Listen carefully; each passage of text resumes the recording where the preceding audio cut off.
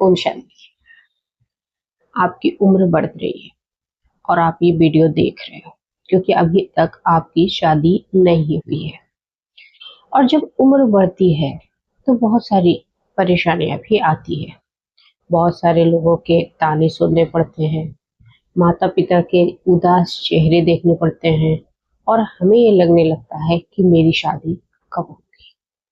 ऐसी परिस्थिति में आपको मैं जो आज उपाय बताऊंगी वो हालांकि एक मसाला है जो आपकी रसोई में मिल जाएगा और इसको राजा भी कहते हैं मसालों में, तेज पत्ता। लेकिन ये सिर्फ आपका जायका नहीं बढ़ाता, शास्त्रों में और ज्योतिष में इसका बहुत ज्यादा यूज होता है क्योंकि इसमें एक ऊर्जा होती है और ये आपकी विवाह बाधा को दूर करती है और आपकी जल्द से जल्द शादी करती है। तो आज यही बताएंगे आपको कि आपको ये उपाय कैसे करना है। तो वीडियो को हम जल्द से जल्द शुरू करते हैं। ओम शांति। आपका दिन शुभ हो, आप अच्छे कर्म करो ताकि आपकी शादी जल्द से जल्द हो, क्योंकि अच्छे कर्म हमेशा आपको दुआएं देगा और यही मेरी शुभ भावना और शुभकामना है। देखिए, मसालों में विभिन्न मसाले होते हैं।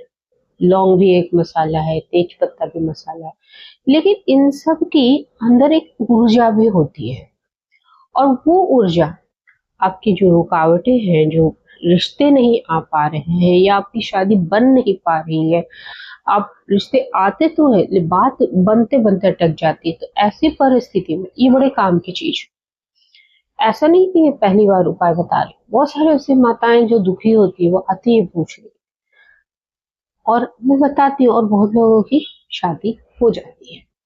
तो आज ये उपाय मैंने सोचा कि आप लोगों से शेयर किया जाए और आपको बताया जाए कि कैसे एक तेज पत्ता आपकी जिंदगी बदल सकता है।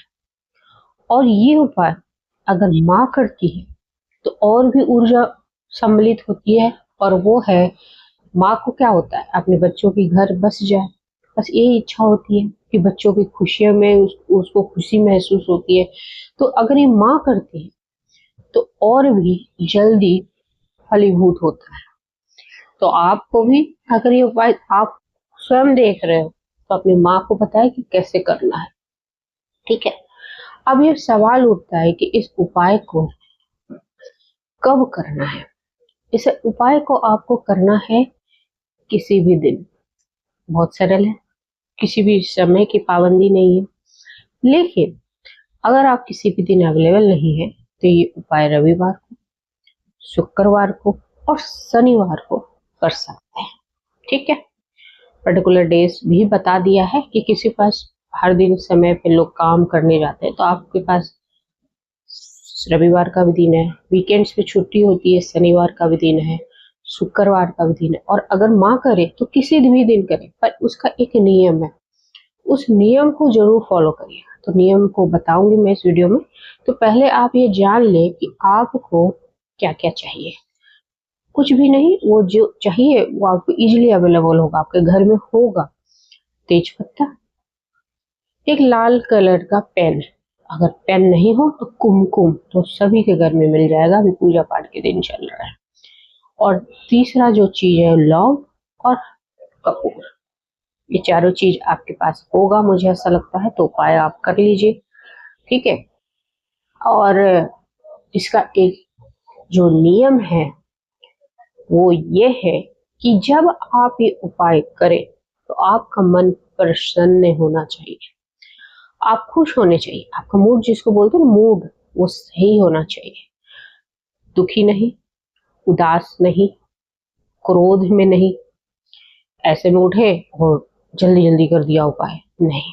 मन शांत, खुश, क्योंकि जैसे ही मन शांत होता है उसकी ऊर्जा हाई होती है और खुश होता है कि हाँ मैं ये उपाय करूंगा, मेरे घर बसेंगे। इस ऊर्जा के साथ अगर आप करते हो, खुशी खुशी आपका मन प्रसन्न है, तो ये बहुत जल्दी काम करता है। ठीक है। तो इस चीज को याद रखना। तो किसी भी टाइम जब आप खुश हो, आपको लग रहा हो कि मैं खुश हूँ, तो ये उपाय कर सकते हैं। लेकिन प्रकृति में एक नियम है कि जब आप सुबह सोकर उठते हो ना, तो उस समय आपको कोई टेंशन नहीं होती, और वो समय होता है ब्रह्म मुहूर्त का। उसमें मन शांत रहता है, खुश रहता है, किसी प्रकार की कोई टेंशन मन में नहीं रहती है। ठीक है। और वही सही टाइम होता है अपनी ऊर्जा का इस्तेमाल करिए। और वहां पे कोई डिस्टरबेंस भी नहीं होता है कि सब लोग परिवार वाले सो रहे होते हैं, सब वातावरण शांत होता है, सब लोग बाहर के लोग भी सो रहे होते हैं, तो आपको कोई पूछेगा भी नहीं कि आप उपाय क्या कर रहे हो। ठीक है। तो ये ब्रह्म मुहूर्त डिसाइड हो गया टाइम, और करिए आप। अब कुछ लोग कमेंट करके पूछेंगे कि ब्रह्म मुहूर्त में कौन सा, अगर आप 3:30 बजे उठते तो 3:40 में ये उपाय कर लेना। अगर आप 4 बजे उठते तो 4:30 तक ये उपाय कर लेना। ब्रह्म मुहूर्त का जो समय है ना, हम तो बोलते हैं कि भाई 2:40 से लेकर सुबह के जो है 5:30 तक ब्रह्म मुहूर्त ही चलता है। तो इस टाइम में किसी भी टाइम, इस समय से 2:40 से लेकर 5:30 के बीच में किसी भी टाइम पे उठकर आप ये उपाय कर सकते हैं। किसी को नहीं बताना है। माँ को बोल दो कि वो किसी से बातचीत में अपने बात ना बोल दे कि मैं अपने बच्चों के लिए उपाय कर रही हूँ। ठीक है। तेज पत्ता ले लेना है, और तेज पत्ता के ऊपर आपको एक स्वास्तिक बना लेना है। पेन से बना लीजिए, बहुत ही आसान होगा। कुमकुम से थोड़ा मुश्किल होगा, अगर कुमकुम से बना रहे हैं तो उससे भी बना लीजिए। पेन से, लाल पेन से आपने बना लिया, और जो स्वास्तिक की ये जो चित्र है, इस पे ऊपर आपने लिख दिया शुभ विवाह। अगर माएँ कर रही हैं तो अपने लड़के या लड़की का नाम लिख दीजिए, और जो दूसरे साइड में आप लिख दीजिए अपना संकल्प।